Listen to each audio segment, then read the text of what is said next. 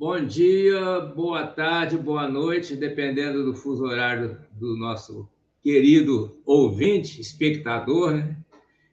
Aqui é um vídeo, tá, do canal Diálogos Interdisciplinares, que realmente fazendo jus ao nome do canal, porque é um diálogo muito interdisciplinar, né?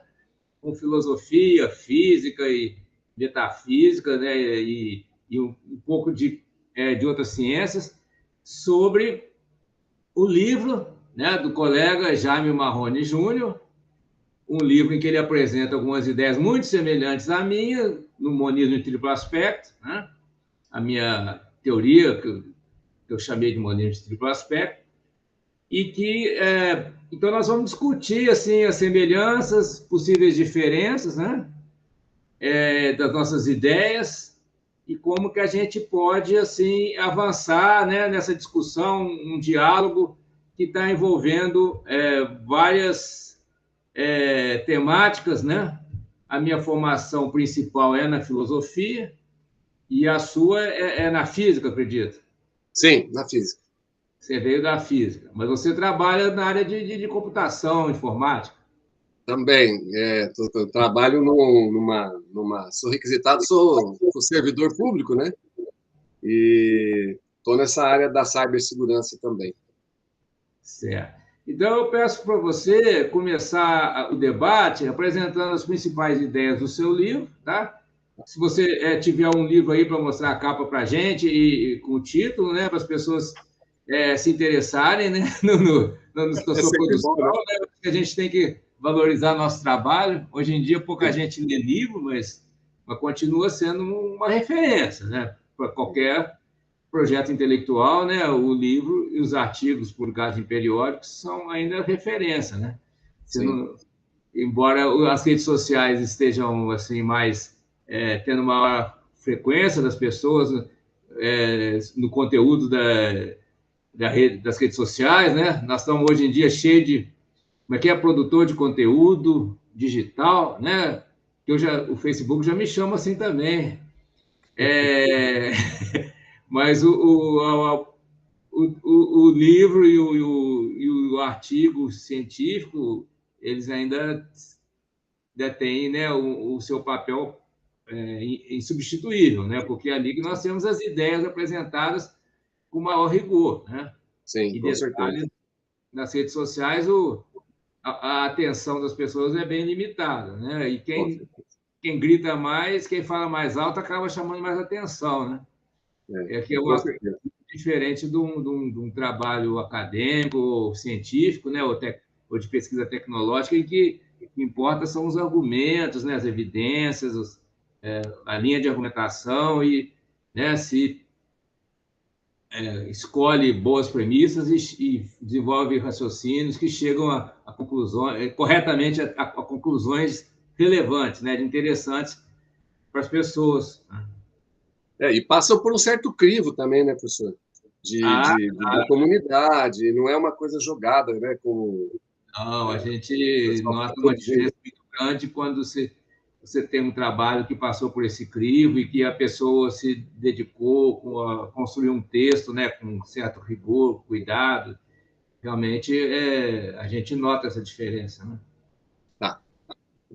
Bem, então, eu passo para você a palavra, para você falar um pouco sobre o seu livro, o que é essa hipótese, como é que ela partiu, né? Parece que você se baseia no Charles Sanders Peirce, né?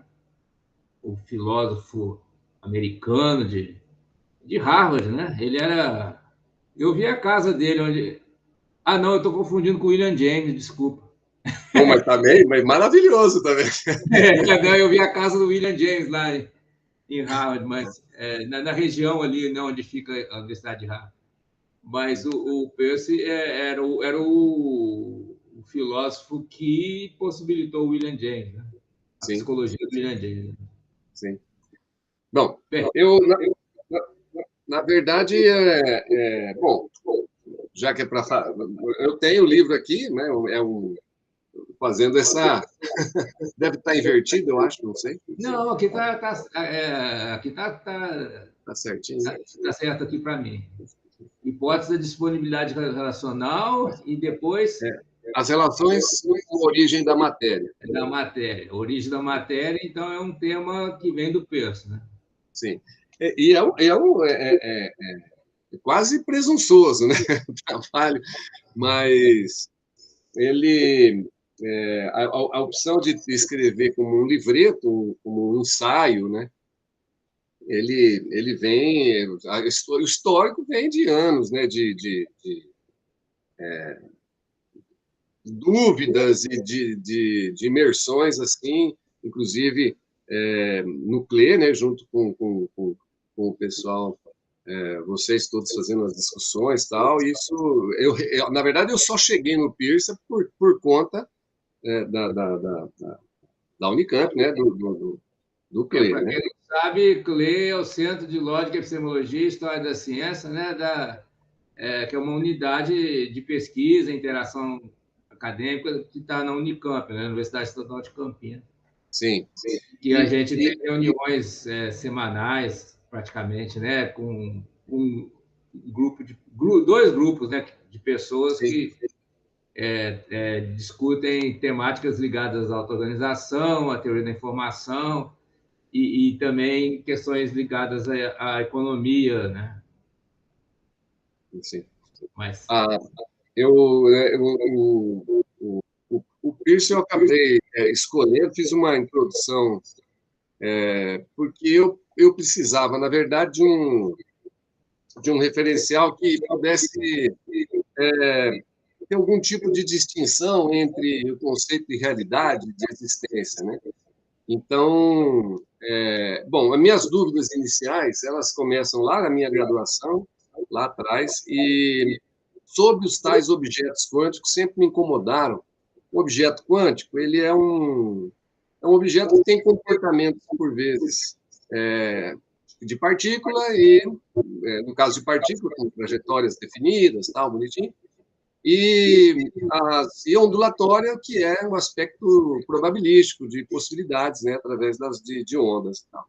E o objeto quântico é aquele que tem esses comportamentos, né?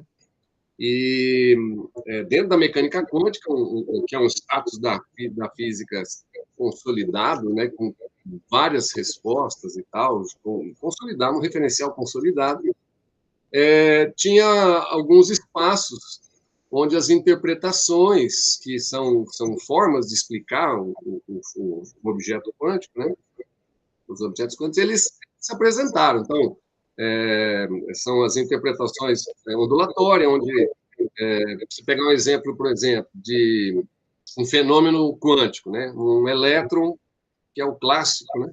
Passando por uma dupla fenda. Então, às vezes, ele se comporta como partícula e, por vezes, se comporta como onda. Então, quando você não tem nenhuma medida, um instrumento de medida, o perfil que ele forma é um perfil característico de onda, né? Uma tela de projeção, ele forma um monte de frames, assim. E quando você coloca alguma coisa para medir, parece que esse momento da medida ele acaba se comportando como uma partícula e tal. Então, há algumas interpretações que vêm da história para explicar isso aí. A explicação, a interpretação ondulatória, ela fala um pouco sobre, olha, é tudo onda, e o aspecto de partícula é que, num determinado momento, que é o Schrödinger, né? Que, em um determinado momento, ele vai lá e reduz o pacote de onda, ele chama de colapso, embora não seja uma palavra muito... Reduz o pacote de ondas, eu acho interessante, acho bonitinha essa parte. Reduz o pacote de onda, dá a impressão de ser uma partícula, dá a impressão de ser algo determinístico e tal. Então, é só uma redução. Outros que o Landé fala da teoria corpuscular, dizendo não, é partícula mesmo, e o comportamento de onda é por conta da interação com o contexto, com o ambiente ali, onde dá essa sensação de ter um frame de ondas, mas na verdade é tudo partícula. Depois temos as outras interpretações dualista, e a dualista realista, a dualista positivista, enfim, tem uma infinidade de interpretações, né? E nesse histórico todo, eu entrei em contato também com o trabalho do professor Carlo Rovelli, que é um físico italiano, e ele traz uma inspiração, né, embora o trabalho dele seja consolidado, é uma das interpretações também da mecânica quântica, onde ele faz uma tradução onde a coisa mais importante não é a onda ou é a partícula, mas é a relação, é a interação, né, produzida no sistema. Ele diz, olha, o sistema, quando se faz previsões ou descrições de sistemas físicos, você sempre faz em relação a outros sistemas. Então, professor, o Rovelli ele traz essa coisa nova aí de talvez a coisa mais importante seja a interação. E ele acaba no título colocando num dos artigos dele, né, ele acaba sendo traduzido como mecânica quântica relacional.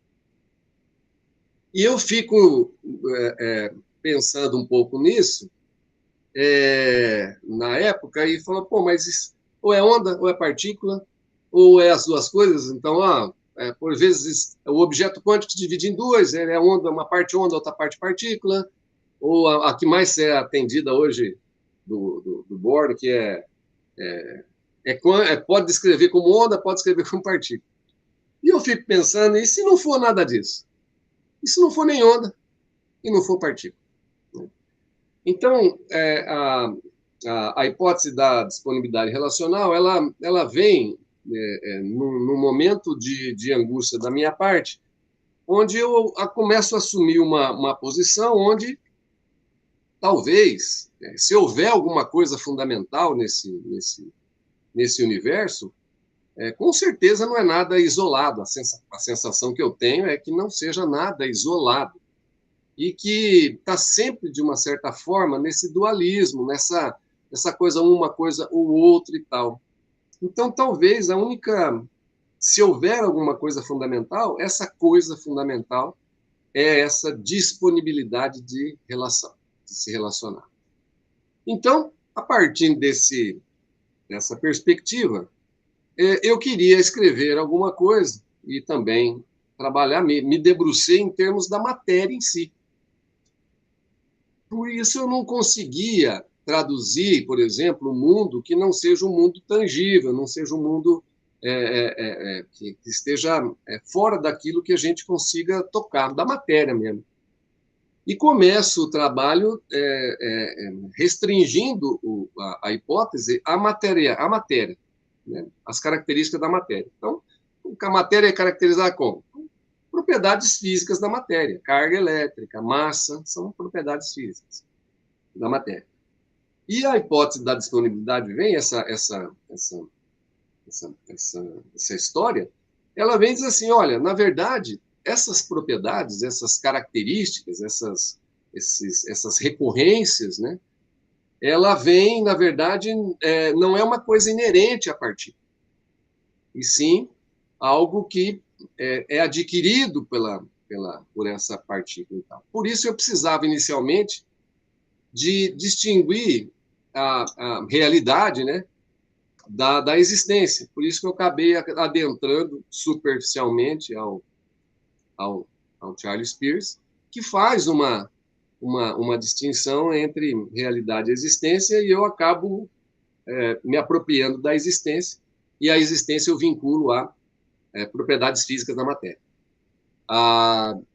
Sendo assim, né, já que o que existe é aquilo que tem algum tipo de propriedade física, eu, na hipótese, descaracterizo a inerência dessas propriedades físicas e estou dizendo, olha, na verdade, essas propriedades físicas, elas surgem a partir da necessidade de relação, a partir da necessidade de você estabelecer uma relação. Então, o que existe, então, antes? Né? Se não tem essas características, se não é inerente, o que existe antes? Aí entra no campo das probabilidades, no campo das possibilidades, e eu chamo o que tem antes de entidades potenciais. Esse termo entidade eu ainda estou tentando entender um pouco melhor, mas não é algo material, não é algo tangível, está dentro da característica ondulatória, claro, mas que existe esses adensamentos como qualquer onda pode interferir com outra, esses adensamentos, e nesses adensamentos existe aí essa possibilidade de surgir essas propriedades físicas que vão, a partir dali, estabelecer algum tipo de relação no nosso mundo do tangível e tal. Basicamente, essas propriedades físicas, elas surgem, então, da necessidade da relação. E aí, encurtando um pouco a exposição inicial, existe uma... Mas por que qual seria o motivo dessas propriedades físicas acontecerem? Então, na hipótese, eu digo, olha, a causa básica disso aí é a formação de sistemas.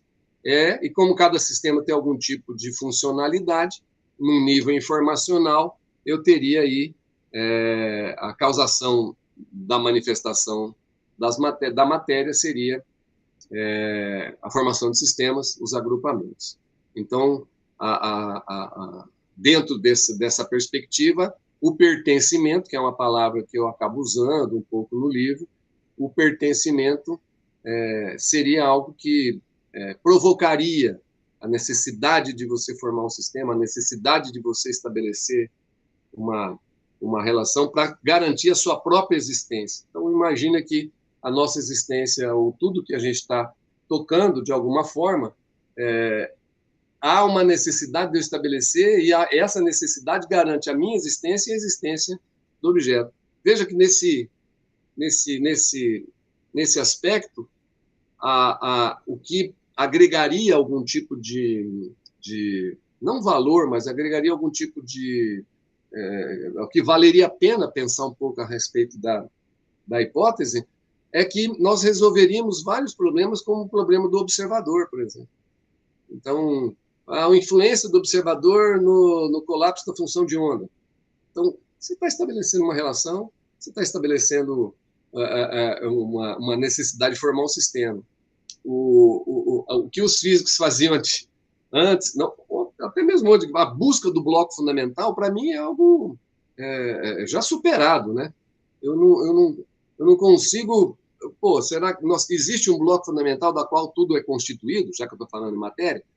Para mim, não, porque quanto mais você olha, quanto mais você observa, mais coisas aparecerão, porque você está criando um veículo de estabelecer uma conexão, de estabelecer uma relação.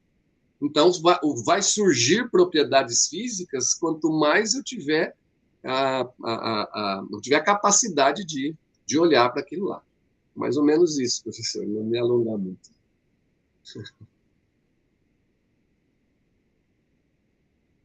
Acho que o microfone está... Eu fico espantado, assim, como é que, de repente, nós temos alguns pontos em comum e por caminhos bem diferentes, né? Eu acho que a primeira observação que eu preciso fazer é que, no monismo de triplo aspecto, nós temos 3 problemas. Tem uma origem da matéria, a origem da informação e a origem da sentiência, da capacidade de sentir, né? Já que eu considero que há 3 aspectos fundamentais da existência, da experiência humana, né? Consciente, humana e de outras espécies, né? Então, eu diria que o seu problema é só da origem da matéria. O meu é da origem da matéria, da origem da informação e da origem dessa capacidade de sentir que os seres vivos têm. Aparentemente, só os seres vivos têm, né? Uma pedra não sente nada, frio, nem calor, nem fome, nem sede. Mas, antes de entrar no modo como eu resolveria esses 3 problemas, né? Eu acho que a gente tem que discutir uma questão epistemológica que está condicionando toda essa discussão, né?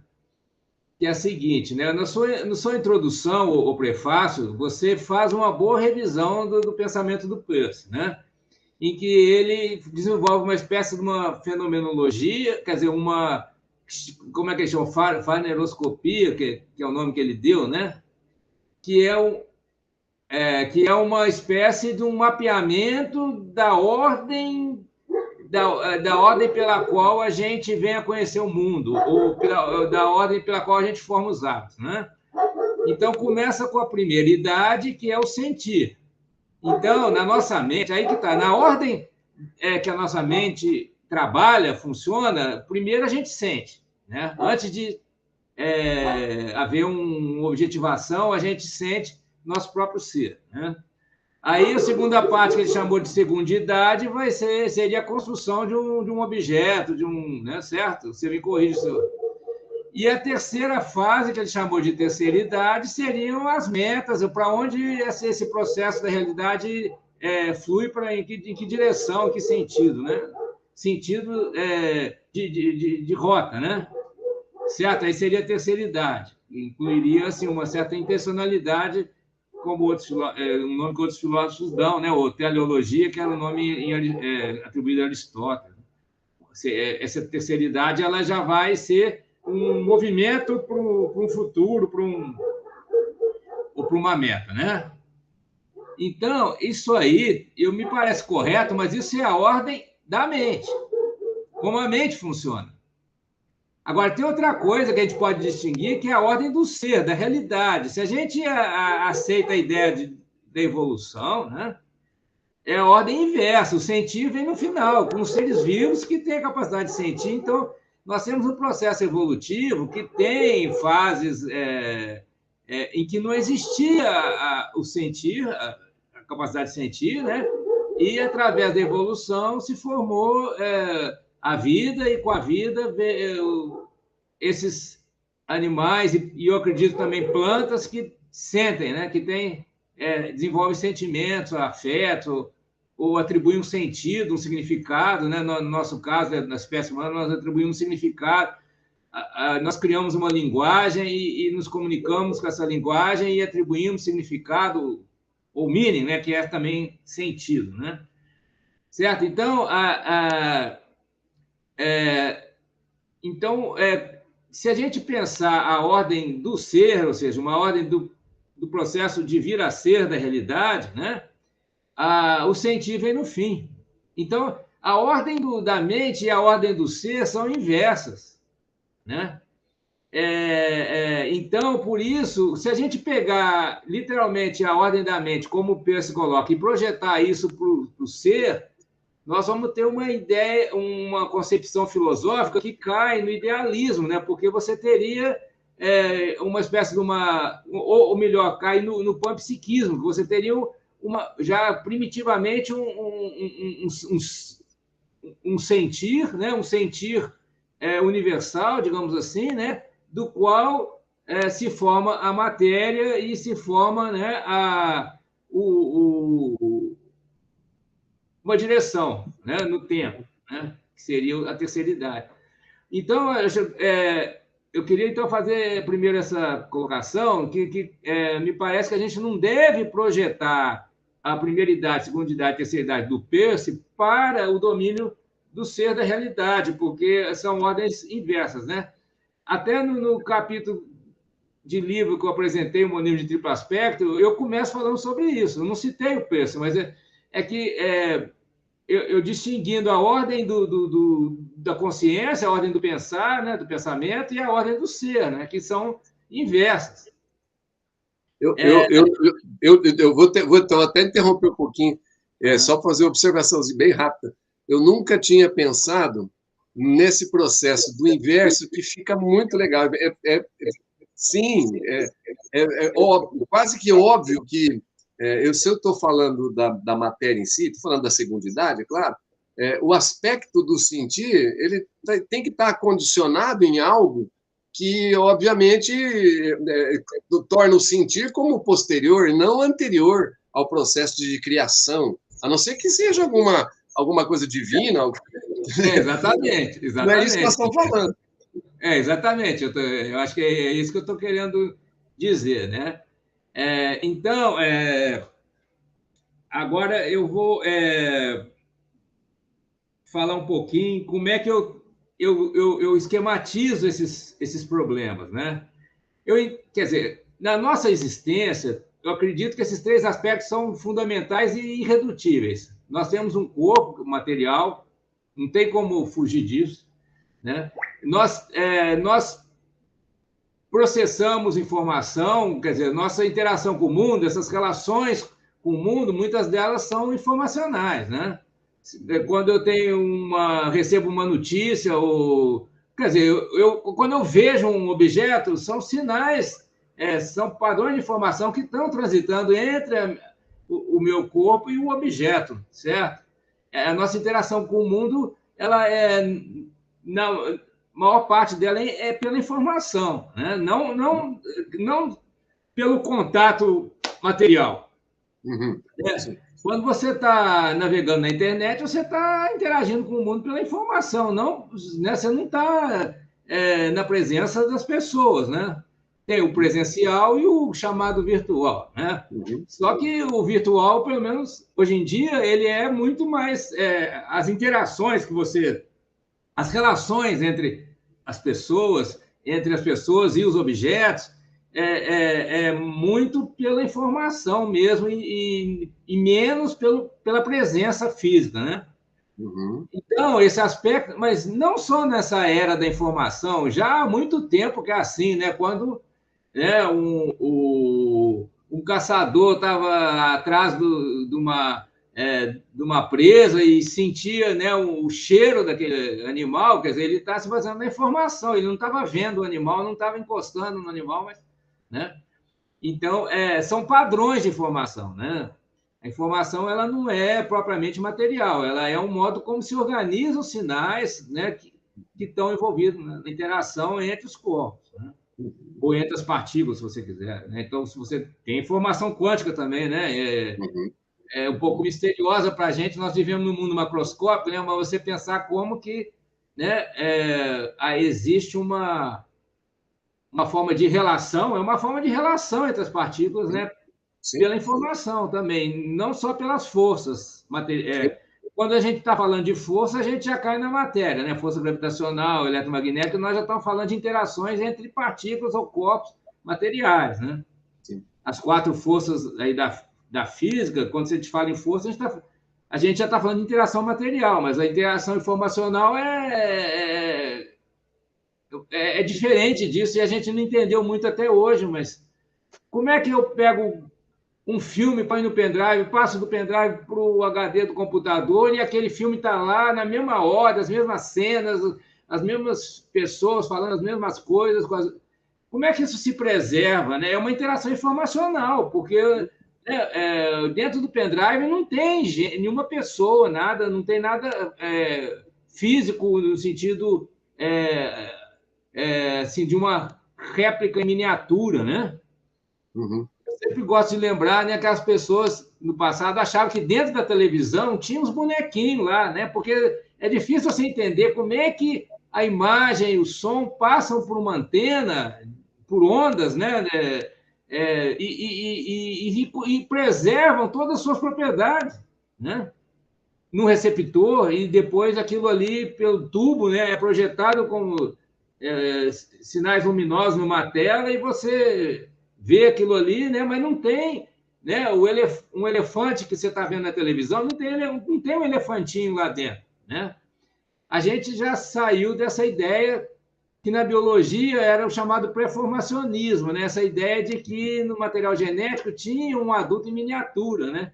Porque isso quer dizer, a gente já está na época da informação genética, o DNA. No DNA não tem um adulto em miniatura, né? São meramente códigos, padrões de informação que pelas interações, pelas relações com o ambiente, vai gerando as pessoas, né? Uhum. Se não me engano, você também fala um pouquinho disso, do DNA, né? Sim.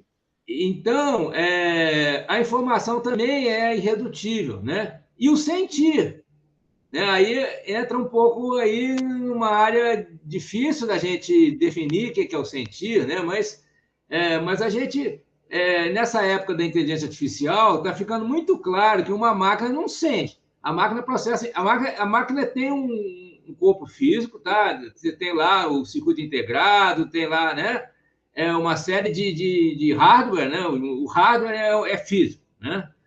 Você tem lá o software, que é informacional. Uhum. Né? Então, você tem uma espécie de uma inteligência de máquina, mas não tem sentimento nenhum. A máquina não sente. Né? Se você digitar aqui no computador, ó, eu vou colocar uma corrente aqui de 1000 volts e vou te torrar. Ele não sente nada, ele não tem. Ele não atribui significado para as palavras do modo como a gente atribui, né? Uhum.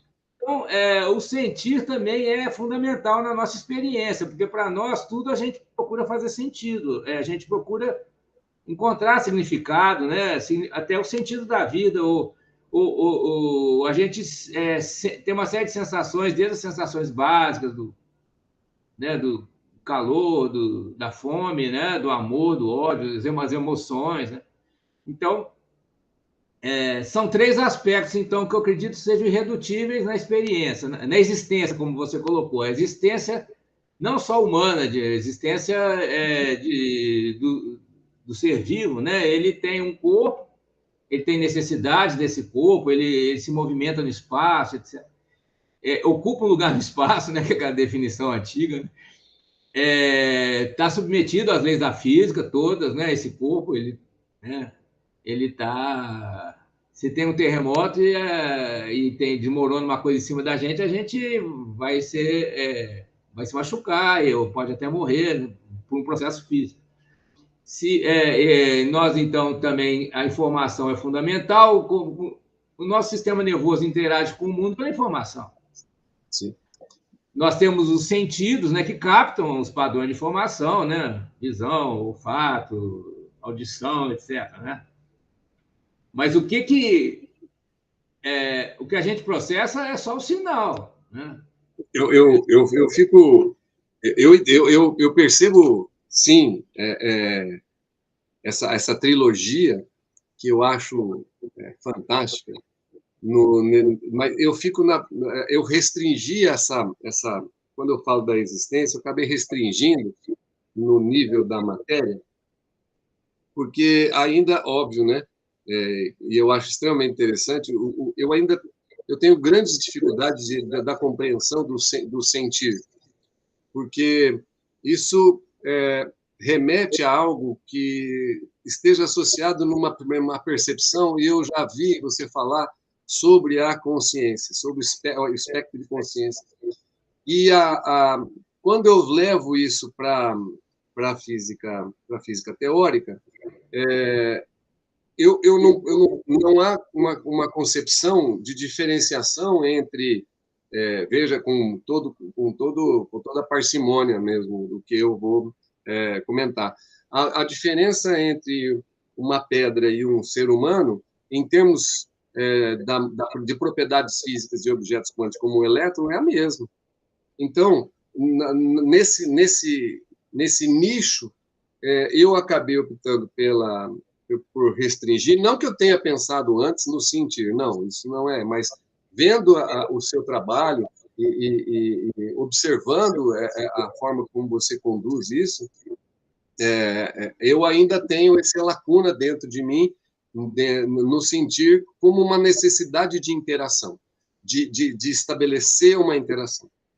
E aí, nesse sentido, só para reportar isso aí, da minha dificuldade, e como é que a hipótese ela acaba lidando com essa coisa da interação, que supostamente exigiria uma mente consciente para agir, né? Quando se fala em força na física, a mecânica clássica ela estabelece não só as fundamentais, as relações fundamentais, ou as forças fundamentais, mas ela exigiria uma estratégia para explicar algo que a hipótese ela não precisaria se eu pensasse no todo, se eu pensasse no sistema. Da forma como eu imagino, e uma forma até como o Einstein acabou resolvendo isso, ele sai fora da mecânica newtoniana, né? Ele cai fora não que ele não use o Newton, né? Claro, mas ele acaba explicando um pouco mais, ampliando um pouco mais a mecânica newtoniana. Para mim, as forças elas surgem de ruptura. Então, de fragmentação, se eu pensar, por exemplo, num sistema e eu recortar isso e ver de uma forma isolada, esse recorte ele acaba tendo necessidades de explicação que a gente chama de forças, mas se eu pensar no conjunto como um sistema, como um grupo, como um todo, eu não preciso mais pensar em forças nesse sentido da interação. E sim, como essa informação ela é transmitida ao sistema, a minha pergunta, inclusive, é essa que eu queria que você até colocasse, como que eu não, como é que eu posso descrever uma pedra e eu posso descrever um ser humano? Ok, beleza. Mas a descrição da pedra nessa trilogia que você propõe da mente, como que seria essa descrição? A minha descrição a respeito da hipótese, ela acaba traduzindo as duas coisas.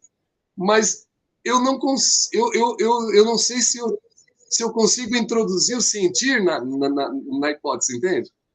Aí é impossível, porque o sentir ocorre na chamada perspectiva de primeira pessoa, que é a perspectiva da mente, que é do Peirce. O sentir ele é a primeiridade na ordem da mente, certo? E a física não trata disso. A física não, a física ela trata da matéria e da informação, que são objetivas, né? Ela não trata das experiências do próprio sistema. Essas experiências são acessíveis só a gente. Né? Só eu sei que é, como né? Se sentir alegre ao receber uma notícia que eu ganhei na Loto, por exemplo. Né? Só eu, quer dizer, eu não ganhei na Loto, não. Né? Antes que as pessoas venham me pedir dinheiro emprestado. Mas só a própria pessoa que ganhou na Loto sabe como é se sentir como ganhador na Loto, certo? Esse sentimento, ele é de um ser que é material e processo de formação, é um ser corpóreo.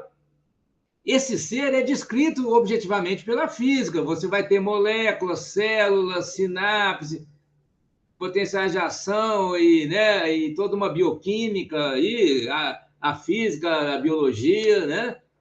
Descrevem tudo, só não descreve como esse próprio ser se sente. Porque elas não têm. Aí a gente entra naquilo que historicamente foi chamado de fenomenologia, que é a descrição da experiência pelo próprio ser que tem a experiência, que tem a vivência, melhor. Eu acho que depois de Heidegger e na filosofia chamada pós-moderna, né, a gente não fala nem mais em experiência, que experiência é uma coisa dos empiristas da filosofia moderna, a gente fala de vivência. São as minhas vivências, só eu que tenho conhecimento e que tenho uma noção, né, um sentido das minhas próprias vivências. Então, a física não tem como chegar nisso. Porque é uma questão de perspectiva, não que a física seja necessariamente incompleta.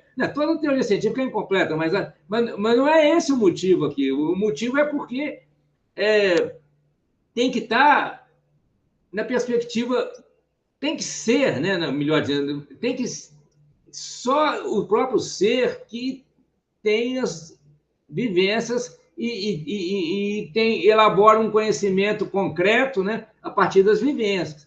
E esse conhecimento concreto, ele não... quando a gente tenta comunicar isso para outra pessoa, ou mesmo se for por meio de uma teoria científica, se perde o sentido,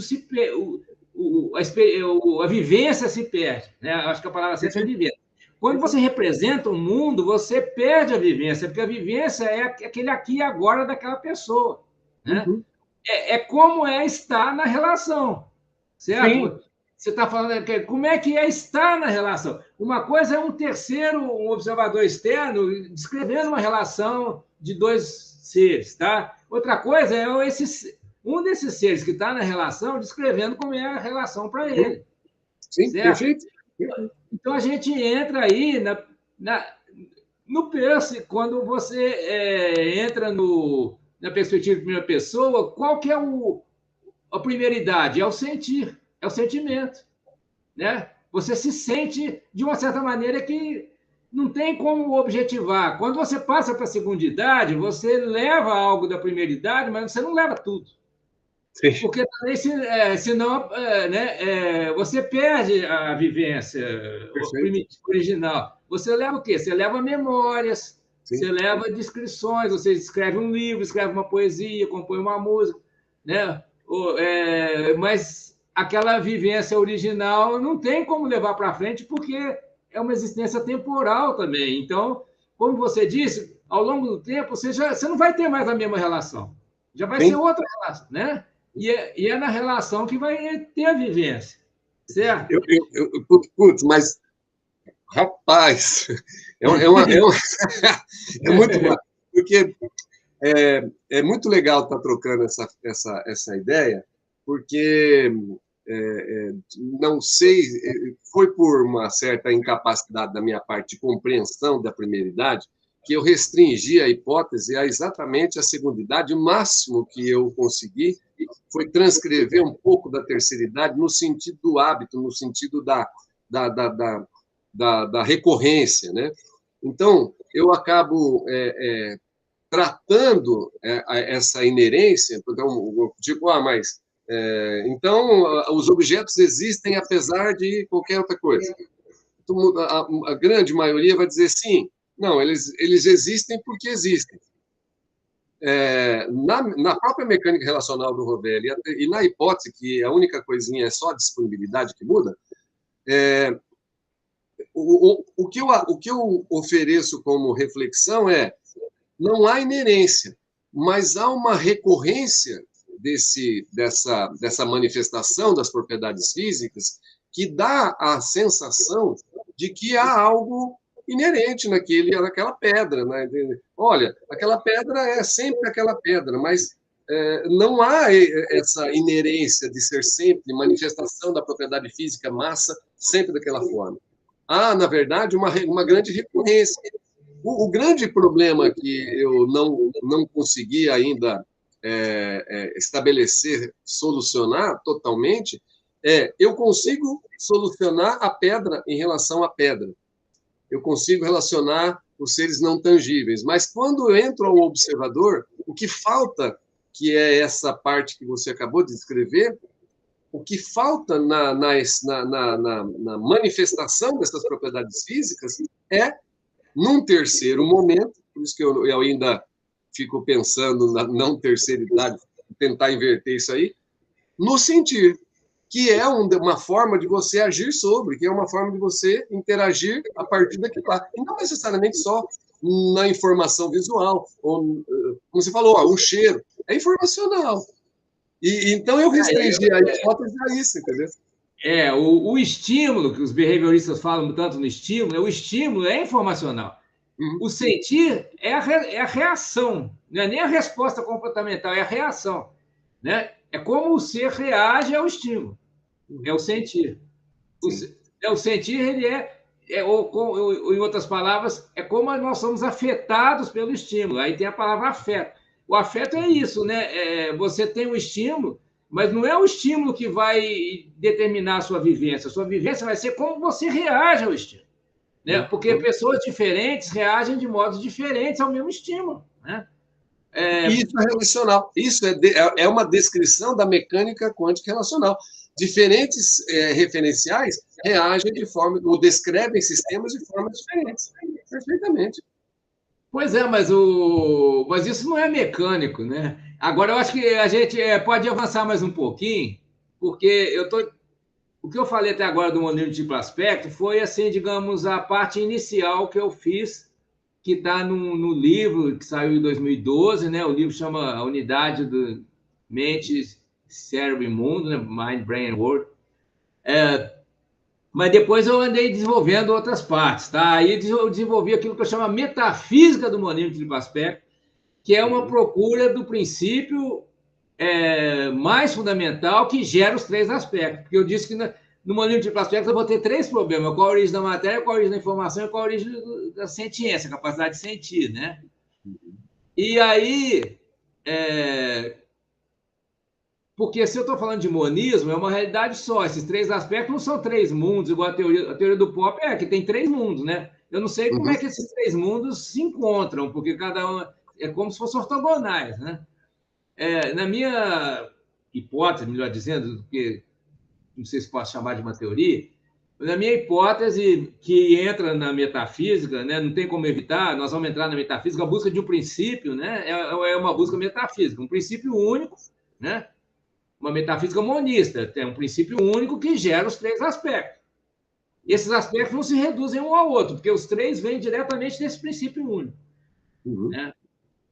E aí, depois de muito pensar, eu cheguei à conclusão que esse princípio único é aquilo que eu e muitos outros, até desde a filosofia antiga, chamam de energia. Né? Você vai ver, tem isso lá no budismo, né? Tem o Tao Te Ching, tem o Tao, né? O Tao, depois se fala em energia. Essa energia, ela é o ser em potencial. Tudo que existe está em potência nessa energia. Porque a energia, ela é tanto, quer dizer, energia potencial, né? O conceito até da física, só que é uma energia potencial que não é só mecânica, é uma energia que vai se atualizar na física, na matéria. Aí nós temos as quatro forças, certo?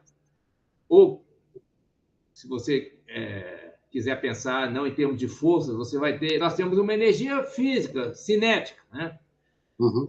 Nós temos a energia mental, ou melhor, a segundo tipo é a energia informacional, que é? A entropia de Shannon, ou a entropia negativa do Schrödinger. E o que é a energia informacional? É o fato da informação estar distribuída no espaço de um modo não uniforme. Quer dizer, você tem emissor e receptor. Existe uma diferença. E aí, quando a conexão, a comunicação do emissor e receptor, um certo padrão se transmite no espaço. Então, o que é informação? É um padrão que está se transmitindo no espaço. Então, a informação é a energia distribuída no espaço. Você deve conhecer a função de distribuição do Boltzmann, que foi assunto da minha tese de doutorado, embora eu não seja físico, né? Mas eu estudei, 9 anos eu estudei o Boltzmann. Né? O que é a função de distribuição? Né? É como valores, não só de energia cinética, mas também aquilo que Aristóteles chamaria causa formal, quer dizer, a forma que o gás tem dentro do recipiente. Então, você pode ter uma distribuição uniforme, né? Não vai acontecer nada, é o estado de equilíbrio. Se você tem diferenças, essas diferenças vão gerar alterações. Né? Aí você tem o estado de baixa entropia, você tem diferenças. Então, a informação é diferenças no espaço, na distribuição dos padrões no espaço. Né? Então, que não é uniforme. Para existir informação, você não pode ter uma redundância total, nem um caos total também, porque você não vai. Né? Você tem que estar no meio do caminho entre, como disse o Atlan, né, entre o cristal e a fumaça. Você não pode ser uma redundância total, mas também não pode ser tudo aleatório. Tem que estar no meio no intervalo entre a total redundância e a total aleatoriedade. Então, você vê que eu estou, de certa maneira, desenvolvendo uma metafísica bem abrangente, porque eu estou dizendo que tem um princípio único, que é a energia, que é o ser. Todas as possibilidades estão contidas na energia. Ela é possibilidade e ela é poder, é potência para gerar processos. Né? Quando a gente fala assim de potência, você tem o sentido de ser possibilidade, né? Algo ser possível, e tem o sentido de ter poder para realizar trabalho ou realizar qualquer outra coisa. Né? Então, essa energia, ela de certo modo, se cristaliza, vou usar um termo do Peirce também, ela se cristaliza na matéria. Né? Então, a matéria é energia cristalizada. Não sei se eu posso usar a equação de Einstein aí, né, para relacionar a matéria como uma energia condensada, uma coisa assim. Né? Porque quando você quebra a matéria, você libera essa energia. Sim. É que a equação do Einstein ela é um pouco mais abrangente, que ela também trabalha com a questão do momento de energia de elementos que não são matéria, de fóton, por exemplo. Não tem. Também, a equação de Einstein também. Trabalha o quê? Você fala com fóton. A fóton não tem massa, mas é matéria. a gente não... Normalmente, quando você acaba divulgando a equação do Einstein, eles acabam divulgando somente aquela parte da energia de repouso, né, que é o mc², mas ela tem uma outra parte que trabalha com o momento, né, que é o momento da partícula do fóton. Então, existe uma energia também associada não apenas à matéria, mas também a um elemento que não tem matéria, que é no caso do momento linear do fóton. Então, a equação do Einstein ela abrange as duas. Isso aí é bom para mim, porque seria, se você considerar que o fóton é informação, sim, então sim, sim. A energia, a informação também vem da energia.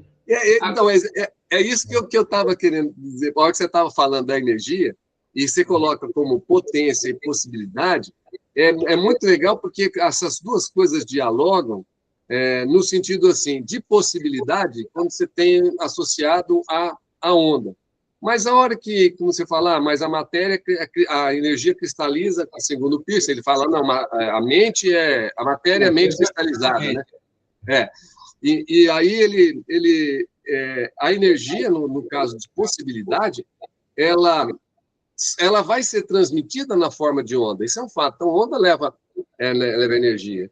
E, no caso da manifestação da materialidade, é um momento onde, na hipótese, até coloco, um momento onde há uma fragmentação dessa onda, dessa energia, onde há esse... Eu não gosto do termo colapso, mas acabo usando recorrentemente, não sei porquê. Mas onde há o colapso dessa energia que se torna matéria, que se torna, ou que adquire as propriedades físicas. Então, na hipótese da disponibilidade relacional, tudo está dentro dessas entidades potenciais. Eu chamo de entidade potencial, porque eu não achei um termo melhor ainda.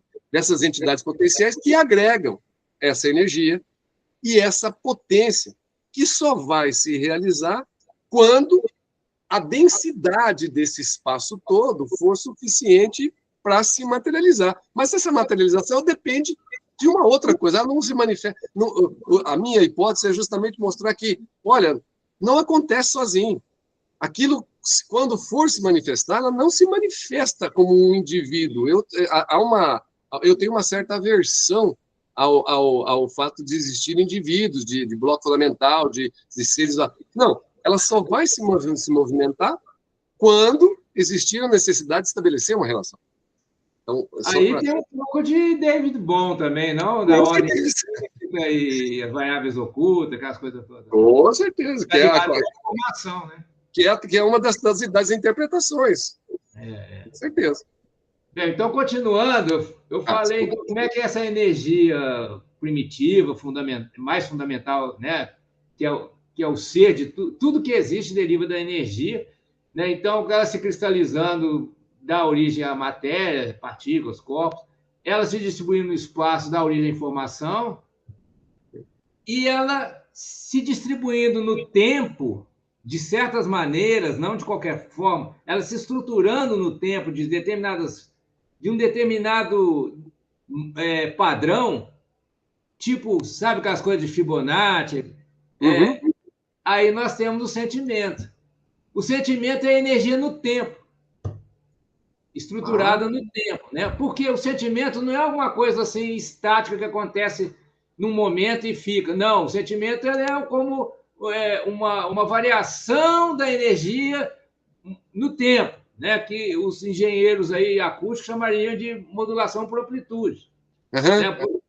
Né? Na onda acústica, você tem a onda carregadora, que é redundante, e a onda moduladora, que vai gerando modulações de amplitude no tempo, né? Sim, sim. Então, aí seria uma teoria do sentimento do ponto de vista da terceira pessoa, é claro, porque a qualidade do meu sentimento só eu que sei, certo? Mas a pessoa estudando meu cérebro, ela vai ver que, eu acredito que a neurociência vai chegar nesse ponto, ou já está chegando, né, que, além daquelas frequências de onda bem conhecidas, né, alfa, gama, beta, teta, isso aí, você pode olhar de cefalograma de Scalp, você mede, isso aí já está pacificado, conhecido, né? Durante o sono você altera, aumenta as ondas teta, na percepção visual aumenta a gama de alta frequência. Isso diz respeito ao quê? A frequência da onda e tem também os casamentos de fase, porque para a gente perceber um estímulo, tem que haver uma sincronia entre várias partes do cérebro, né? Isso aí também já está, né, bem relacionado, a hipótese do 40 Hz, é uma frequência de sincronia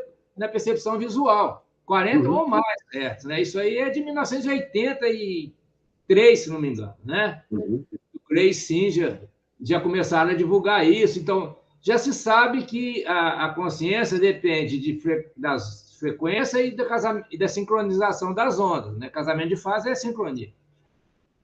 O que ainda é algo hipotético que eu andei investigando e publicando, né? É que os estados afetivos, emocionais, ou seja, os sentimentos, eles estão relacionados com a modulação por amplitude no tempo.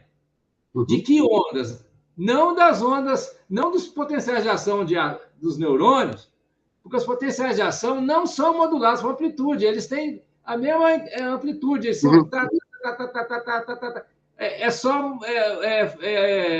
é um código, tipo um código Morse, né? Que a alteração da frequência no tempo, você tem isso de um neurônio. A sinfonia desse neurônio com os outros, mas todos os neurônios estão fazendo essa mesma coisa. Né?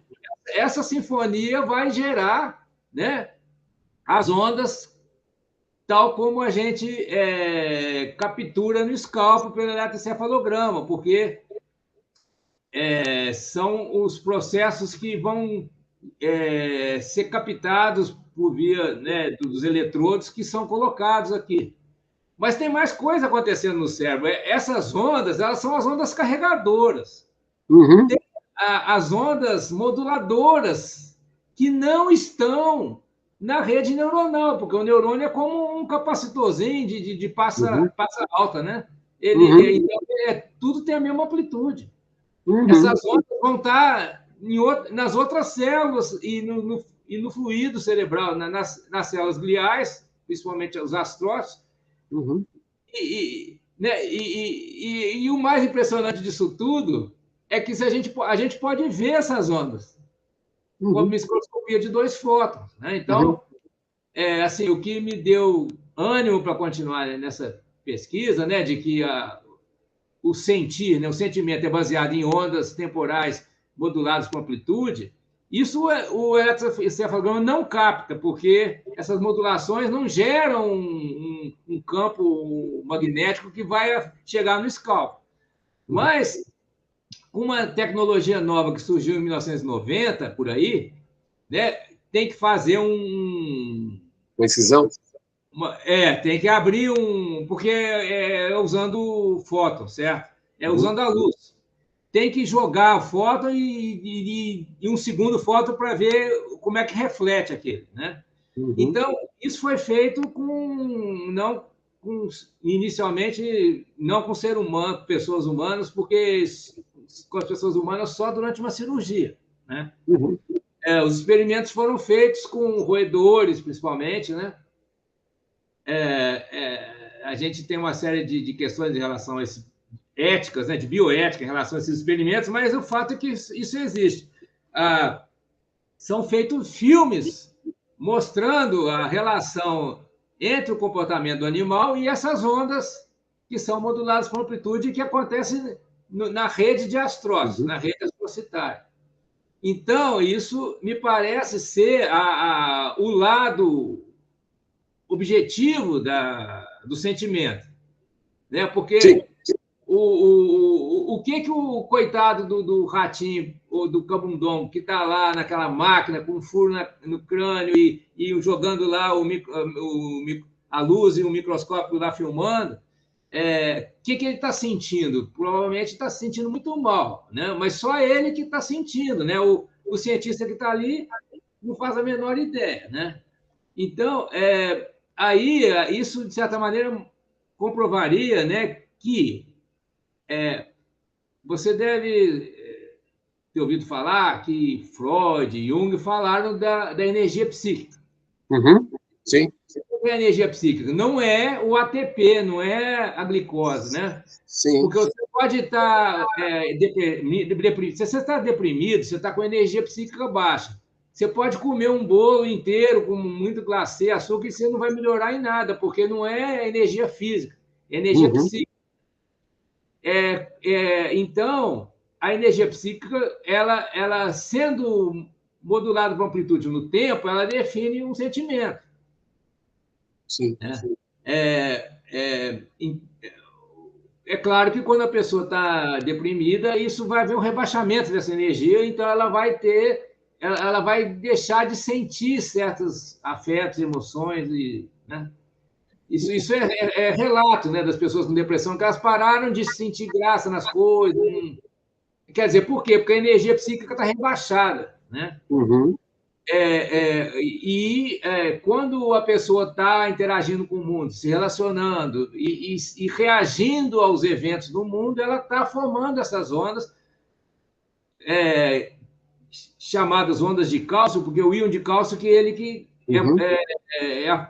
a fluorescência, o microscópio de fluorescência, ele capta o íon de cálcio, mas tem outros íons lá também, não é só o cálcio, tá?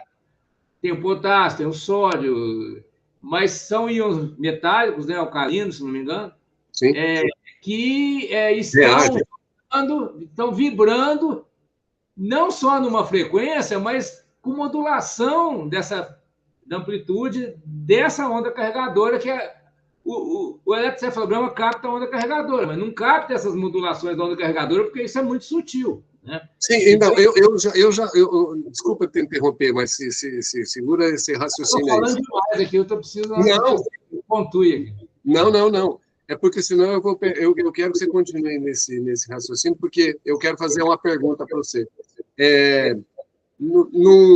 Você não acredita que essa dificuldade de captação, porque, tudo bem, quando você coloca um instrumento de medida, o que ele vai acabar, de uma certa forma, medindo é a recorrência, ou seja, é um comportamento repetitivo de uma determinada região e que o que surge dessa repetição, dessa recorrência, é o que acaba sendo captado. E você está dizendo que existe uma dificuldade de captar uma outra parte que está associada a um movimento que talvez não seja um movimento exatamente padronizado, porque justamente essa rede, ela está todo momento, ela tem uma resposta, e essa resposta não é exatamente um padrão. E a falta do padrão, os nossos instrumentos, e mesmo até o fóton, na falta de padrão, o fóton ele vai pegar o último, e não o comportamento como o sistema. Então, o que falta, estou viajando, mas o que falta seria um equipamento capaz de identificar a maneira como essas células se relacionam, a maneira como elas formam a rede. Parece que eles não pegam a rede, parece que eles ficam com o denominador comum raso. Então, há essa tendência nossa a explicar isso entre duas energias diferentes, mas talvez seja uma só, mas um tipo só, entende o que eu estou dizendo? Não, eu entendo perfeitamente. Isso que você está falando, eu chamei de sentiômica, que seria a ciência dessa capacidade de sentir, que seria o estudo dessas ondas aí que são altamente personalizadas, é claro, porque elas vão corresponder ao que cada pessoa sente e elas estão hipersensíveis às condições de contorno, condições iniciais, condições de contorno. Elas não são assim entidades platônicas, né? Não são ideias platônicas, são fenômenos complexos, né? Ou, se você quiser, um sistema dinâmico caótico com atratores estranhos. Se você quiser. Mas os atratores existem. Esse que é o Esse eu concordo totalmente. Tanto que eu apresentei inicialmente essa proposta dessa nova ciência chamada sentiômica num artigo junto com um ex-orientando, que agora já é doutor ou pós-doutor, não sei, o Vinícius Jones, que é músico de formação. Então, a sentiômica ela vai estudar essa capacidade de sentir e formação de padrões porque o preço não está errado, não. Assim, isso aí vai formar hábitos. Uhum. Cada pessoa vai... Por exemplo, quando você ouve uma música que tem um refrão cativante, aquilo fica rodando na sua cabeça, porque aquilo contamina. O meme, é um meme, né? Aquilo contamina. Então, você fala, I know what I like, and I like what I know. Você ouve isso uma vez, aí você vai passar o resto do dia com esse troço na sua cabeça, né? A música do Gênesis. Hoje eu, sem querer ouvir, porque eu não gosto muito de Gênesis, não, mas aí eu agora estou o dia inteiro com esse negócio na minha cabeça, I know what I like, and I like what I... O que é isso, né? É um padrão musical, né? Isso é música. Mas também com aquele baterista, como é que não vai gostar, né, gente? Pelo amor de Deus. Não, eu não gosto do Phil Collins, não gosto. Não gosta? Aquele gosto, né? Eu sou mais pro lado do jazz, do Tem blues, bom gosto. do samba, bossa nova. Mas tudo bem, aí o meu gosto aqui não deve interferir na nossa... O importante aí é que eu acho que existe a necessidade de fazer uma ciência disso, que é muito parecida com o estudo da música. Você vai ter ritmo, harmonia, né, timbre, vários fatores que contribuem para a música. Então, eu acredito que o sentimento, se a neurociência chegar nesse ponto, e já na época que eu ainda fazia revisão assim,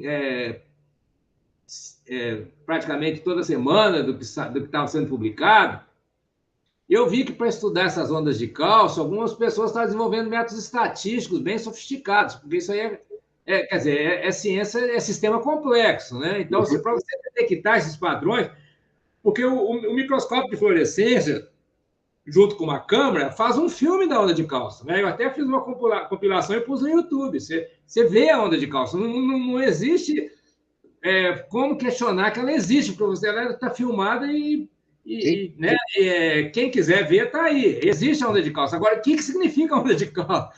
É porque a gente vê que tem um estudo que saiu na Nature que eles filmaram, colocaram de um lado a onda de cálcio, do outro lado o animal, porque você pode filmar a onda de cálcio com o animal se movendo dentro de um labirinto, lá, uma coisa, né? Através você instala aquilo por uma câmera pequena que está ligado, né, com fio, né? Hoje em dia já nem precisa mais do fio, já pode ser Wi-Fi. Está ligado com, né, uma filmadora, um computador que está registrando a onda de cálcio e uma outra câmera está registrando o animal. Então a gente vê que tem uma relação. Agora, como é que você decodifica a onda de cálcio? Você dizer isso, o fato de ter aumentado nessa região de amplitude e diminuir, porque é um negócio muito complexo. Você precisa de um método para isso, né? E eu até, não sei se você conheceu o Marar, que é um professor lá da Unesp de Bauru, ele trabalha, a tese dele foi sobre wavelets, né? Que é um negócio para mim é grego, né? Mas eu sei que é um método que daria para analisar isso. Eu até tinha pedido a ele para ver se dava para estudar a onda de cálcio com wavelets, né? Mas depois infelizmente, ele faleceu jovem, num negócio. Mas eu também cansei de ir atrás de coisas assim muito ousadas, né? Porque a gente vai ficando mais velho e já quer um pouco de paz, né?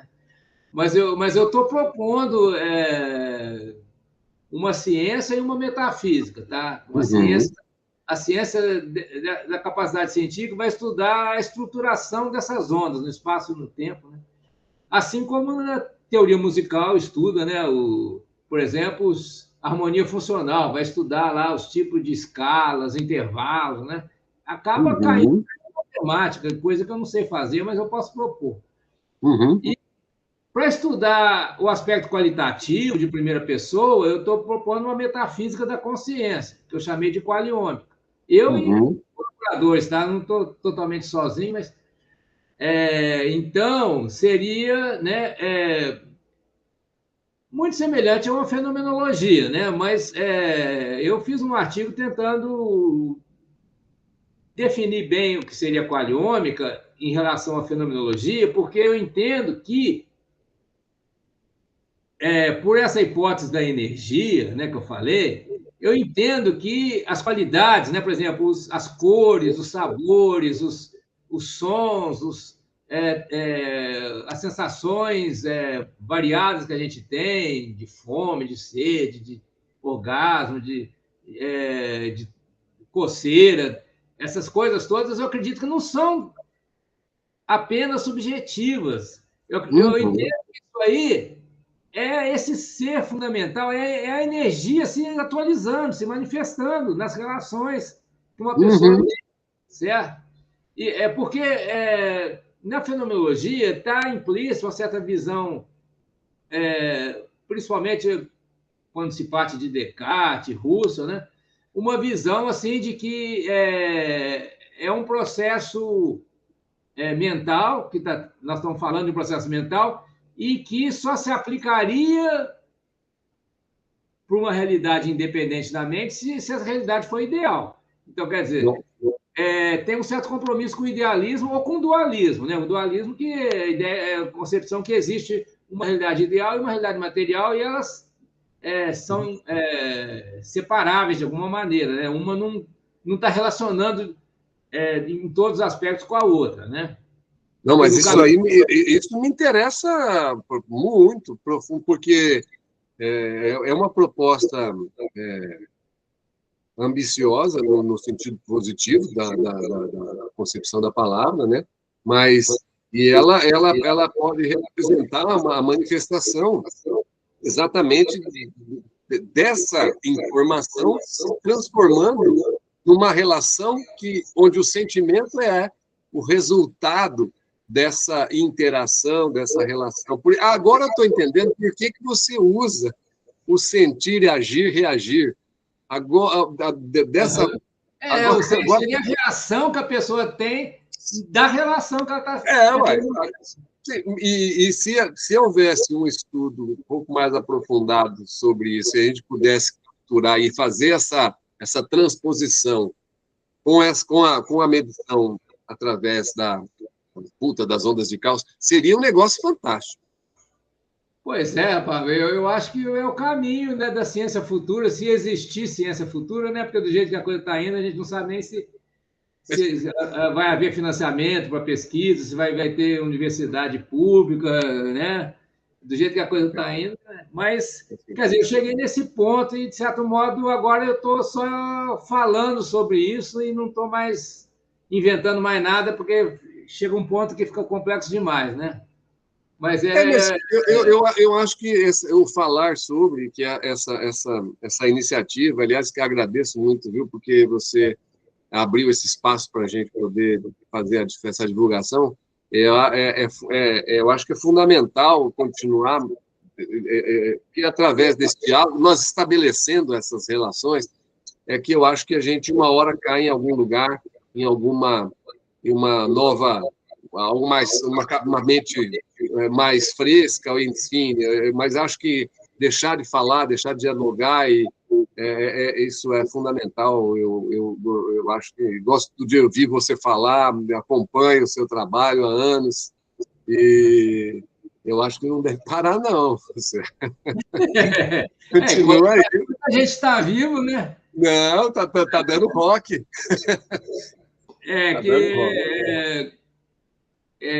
Às vezes eu recebo convites aí de revistas para publicar um artigo, e aí eu pego, né, e faço, mas sempre aproveitando o que eu já fiz no passado, porque muito que eu fiz não é bem conhecido, né? Então eu estou recozinhando, como é que chama? Eu estou reciclando isso tudo, porque no tempo que eu era pesquisador do CNPq, né, na área de psicologia, e participava do projeto temático aqui da FAPESP, né, o pessoal do Centro de Lógica e Epistemologia, ia muito evento no exterior e tal, então eu estava num ritmo muito maior, né? E eu fui publicando, né? Publiquei uns 300 artigos, uma meia dúzia de livros e tal, mas muito disso aí ficou perdido aí no meio do caminho, né? Então eu vou resgatando e tentando refinar também, porque a gente faz pesquisas assim, procurando enriquecer cada publicação, cada artigo, cada livro. Você tem aquele projeto que você procura cumprir da melhor forma possível, né? Mas depois que está publicado, você parte para outra. E vai ficando, amontoando essas coisas todas, né? Então, eu estou tentando reorganizar. E foi aí que eu procurei assim delimitar os projetos, né? Uma série desses estudos cai no que eu chamei de cientiômica, outros caem na qualiômica, e tem também outros estudos que estão ligados com a questão de administração pública e economia e parte aí de auto-organização, né, da sociedade e socialismo, essas coisas. Né? Então, são 3 campos que eu consegui me organizar nesses 3. Né? Então, aí eu procuro reciclar o que eu já fiz e contribuir para esses 3 campos de conhecimento, sendo que, né, esse estudo das qualidades, né, do chamado Coelho ou Qualia, ele é metafísica. Eu não tenho a menor esperança ou vontade de que isso aí seja chamado de ciência. Né? Que confunde muito, porque a qualiômica é na perspectiva de primeira pessoa, é uma perspectiva pessoal, não uma perspectiva científica usando o método científico. Usando o método científico é a cientiômica. Né? Então, agora eu fiquei meio na dúvida, porque eu entendo a sua posição com relação a isso, né, dentro da metafísica, claro, mas também no trabalho que eu fiz, estou ainda tratando e trabalhando e tentando melhorar um pouquinho, tem uma possibilidade de uma versão aí diferente, né, uma versão 2, né, mas eu acho que nesse sentido da metafísica, acho que não há. Bom, primeiro que não há nenhum tipo de preocupação em ser ou não ciência, mas parece que, de alguma forma, há um berço onde, através da metafísica, a gente pode verdadeiramente expandir aquilo que seria uma ordem criadora do universo, né, a partir da metafísica. Não, aí não tem nada de criação, né? Porque a energia é eterna, ela se conserva, a primeira lei da termodinâmica, não está criando nada, nós estamos apenas recombinando os padrões, as formas. Não, eu falei no sentido de criação, no sentido de criar novas perspectivas para entender os mesmos fenômenos, não de criar novas... Tá. Não, porque falou em criação, já pensa em criacionismo. Não, aí já é assunto para um próximo encontro. Já é assunto para outro. Isso aí dá um outro esse debate. Dá outro rock, mas acho que esse eu não vou participar, não, professor. Não? Eu tenho medo disso. Não quero, não. Bem, a minha posição é a seguinte, né? A energia é o princípio, né, que contém... Eu não cheguei nessa parte, por isso que é a metafísica que vai tratar disso. Essa energia, ela contém o que eu chamo de formas elementares, que corresponderiam às ideias platônicas, mas só que numa visão aristotélica, numa visão monista. Né? Então, essa energia ela tem formas que se combinam, fazendo analogia com a linguagem. A linguagem tem um alfabeto, tem um grupo de palavras, dicionário, né? A língua portuguesa tem um dicionário, as palavras da língua portuguesa. Todas essas palavras estão construídas com o nosso alfabeto, que tem 20 e tantas letras, né? Então, todos os livros, tudo que alguém falar, vai ser combinando essas unidades. Quer dizer, então, você tem um alfabeto finito e pequeno que vai, por um processo combinatorial, vai gerando uma infinitude de atualizações. Né? Essa ideia eu peguei da gramática generativa do Chomsky, que tem uma antropóloga também que aplicou isso para o processo evolutivo, né? Assim, como que o DNA se recombina ao longo da evolução, né? Você vai ter aparecimento de novas espécies, né? Então você tem a partir de um repertório finito, você tem uma infinitude de combinações. Combinatorial, né? Que é a mecânica estatística. Pois é, mas agora, quais que são essas formas elementares que estão lá na energia? Isso aí é metafísica, tá? Aí eu concordo contigo, porque na minha proposta, claro, tem a proposta é metafísica, claro. Eu estou dando aí uma interpretação a respeito do que é fundamental como sendo disponibilidade, com certeza está associado à metafísica. Mas eu não vejo... De entes, né? O que você chamou de entes disponíveis e tal, eu chamo de formas elementares. Exato. O Platão chamou de ideias. Né? Sim. Então, e Aristóteles chamou de formas. Só que essas... aí tem uma diferença em relação a Aristóteles, né? Que o mundo da experiência ou das vivências, né?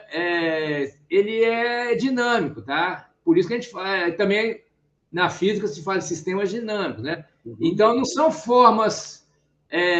A gente nas nossas vivências nós não estamos interagindo em termos de formas fixas, né? Essas formas elas são as matrizes que geram tudo isso, mas as nossas vivências são complexas, são de uma realidade complexa, né? Então, esse seria o grande problema da metafísica, porque a gente já parte do complexo, é o contrário de Descartes, né? Descartes queria explicar o complexo a partir do simples. O problema que eu vejo da metafísica da consciência é você tentar definir quais seriam os elementos simples a partir de uma vivência complexa. Né? Isso partindo do quê? Partindo das nossas vivências qualitativas, porque essas formas que compõem o ser da realidade, elas que se manifestam, por exemplo, quando eu sinto frio. Então, o frio que eu sinto é gerado por uma forma elementar do ser. Né? E por isso que eu também acredito que as outras pessoas sentem frio.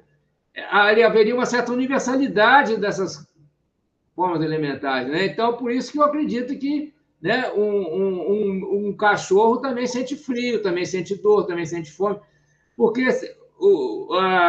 as formas, as matrizes, as formas mais elementares, geradoras de tudo, né, seriam as mesmas, seria o alfabeto da realidade, do ser. Né? Agora, na nossa vivência, a gente só tem acesso às combinações muito complexas. Então, você vê uma célula é a combinação de milhões milhares de... Né? Cada segmento do DNA é um padrão. Né? Aquilo vai se combinando. E não só de DNA para DNA. Você tem... Né, gera proteína. Do DNA para proteína já ficou mais complexo. Porque tem relações, interações. A cada interação fica mais complexo ainda. Né? Sim. Identificar as formas elementares, essas são eternas, né? Por hipótese, que compõem o ser, né? O ser da realidade, isso é metafísica. Não é... Se você baseia no método científico, através de processos empíricos, experimentais e tudo, você só está lidando com o complexo. Sim, sim. Eu tenho ainda uma certa, talvez por estar muito imerso no trabalho, eu tenho uma certa dificuldade de estabelecer essa conexão com as coisas como se existissem os fundamentais, sabe? Eu fico meio inseguro em pensar nessas estruturas aí. Eu entendo a complexidade, da onde a gente parte do complexo, sim, verdadeiramente, mas eu não imagino ao pensar em algo que, como você falou, sabe, de um alfabeto, eu fico... para mim é muito complicado. Para mim é mais fácil, é uma questão minha mesmo, particular. Para mim é mais fácil pensar a forma como uma maneira de organização, e dessa maneira de organização, a única coisa fundamental seria a própria relação em si, pura e simples, como fundamental. Então, você não teria um formato específico de elementos. Então, assim como você tem um número de palavras grandes, o sentimento ou o frio que você acabou citando, para cada experiência em si, né, para cada indivíduo, se assemelharia a algo chamado frio, mas completamente diferente do frio que um outro ser possa estar sentindo, porque ele é muito mais complexo, ele é muito mais do que as formas fundamentais. A gente tem uma mania, eu até citei um negócio que é do Wheeler, né? Que ele acaba traduzindo aí uma estratégia de respostas, né? Que ele acaba falando, vamos instituir aí eu chamei de estratégia desencadeadora de respostas. Né? A gente acaba sempre criando uma maneira de responder a algo numa ânsia de nos satisfazer. Não, está tudo bem, isso responde, está tudo certo. Fico preocupado com a nossa estratégia desencadeadora de respostas quando a gente leva sempre para esse status do fundamental, eu estou, na verdade, propondo exatamente o contrário dessa coisa do fundamental, sabe? Para não ter... Eu entendo, é uma posição, inclusive, né, difundida, né, na filosofia contemporânea, né, o chamado relativismo, né? Que tem a ver com o perspectivismo do Nietzsche e toda essa negação, né, de uma base universal para todas as pessoas e para toda a realidade. Mas eu acho que também isso aí pode ser complicado se a gente entrar, por exemplo, na questão da ética, né? Se você nega toda a universalidade, você cai no relativismo ético, né? Então, muitas das nossas lutas perdem o sentido, né? Porque tá, entendi.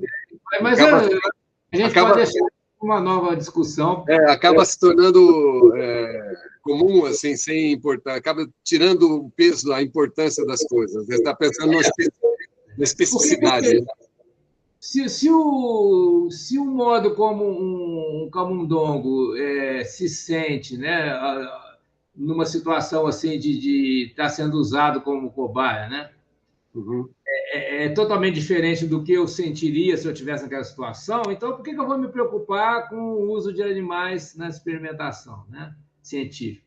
Não tem porquê, porque é inacessível. Agora, se tem uma base universal, aí eu preciso me preocupar, porque... Né, Mas você não concorda que a ética foi criada por nós mesmos? Nós criamos os padrões. Sim, onde a gente é igual a matemática, né? A matemática é criada pelo matemático, mas ela pode estar operando em cima de alguns fatores universais. O fato de ser criação não descarta que seja também uma descoberta de algo universal. Sim. Então, é uma discussão, sim, muito importante. Né? Eu não vou agora advogar por uma certa posição. Né? Eu acho que tem basicamente três posições aí. Né? O relativismo, o universalismo mais dogmático, né? Como no caso de Platão, que vai dizer existe a ideia do bem, existe a ideia da justiça, né? O bem em si. Né? Quer dizer, então... é algo assim absoluto, independente de qualquer relação, de qualquer contexto. Né? É o oposto do relativismo, né? Porque você... né? E tem uma posição mais intermediária, que é a que eu estou tentando me situar. Quer dizer, existe um componente universal e existe um componente também de uma variabilidade interindividual, intercultural muito grande. Né? Também existe, as duas coisas acontecem. Sim. Então, você está dentro, eu jamais vou tentar colocá-lo em alguma caixa, porque não dá para colocá-lo numa caixa, você transcende isso aí, não vai dar, não.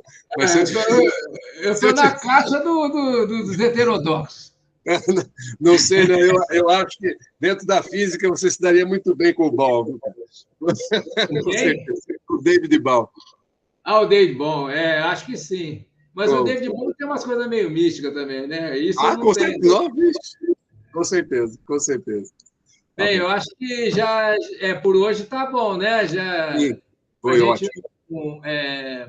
Não abusar também de quem porventura estiver nos assistindo, né? E que vai já estar louco para terminar porque já saturamos, né? De certa maneira. Sim. Mas foi muito bom também, gostei muito, bastante produtivo, e vamos pensar no capítulo 2 aí, para escolher o tema, né? Eu acho que da samba, com certeza, ou da jazz, ou samba, ou da rock progressivo também. Com certeza, Rick Wakeman, dá para fazer um monte de Rick coisa. Wakeman. Eu vou desligar a gravação aqui, professor, e eu queria agradecer a todos. Um abraço aí, muito obrigado. Um abraço a todo mundo também. Fechou.